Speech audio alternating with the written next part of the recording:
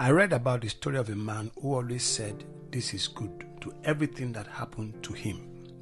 He went with this king on a shooting trip, loaded the guns, and the king shot them. He loaded one gun wrong, and when it went off, it shot the king's thumb off. On examining the situation, the friend said, as usual, this is good. Well, the king got livid and cast his friend in confinement. No, this is not good, he exclaimed. About a year later, the king goes on another hunting trip to an area where there are cannibals. The cannibals captured and apprehended him, tied his hand and feet, and tied him to a stake to cook for dinner.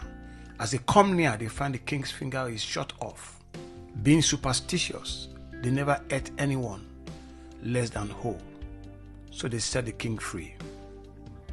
As he returned home, the king felt guilty about putting his friend in jail for a year. So he goes to the jail and apologizes to his friend.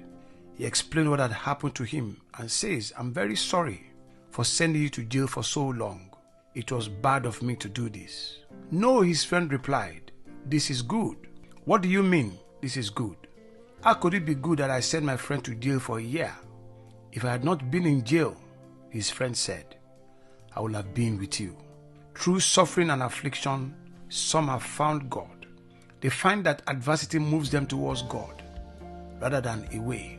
Suffering plants the flag of truth within the fortress of a rebel soul. When suffering or pain come upon us, we finally see that not only are we not in control of our lives, but that we never were. Adversity did not merely lead people to believe in God's existence. It pulled those who already believed into a deeper experience of God's reality, love, and grace. One of the main ways we move from abstract knowledge about God to a personal encounter with Him as a living reality is through the furnace of affliction.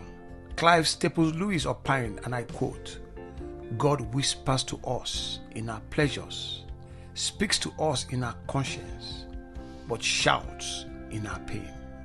Believers understand many doctrinal truths in the mind, but those truths seldom make their journey down into their heart, except through disappointments, failure, and loss.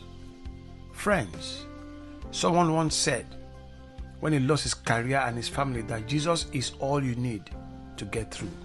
But you don't really know Jesus is all you need until Jesus is all you have. Enjoy.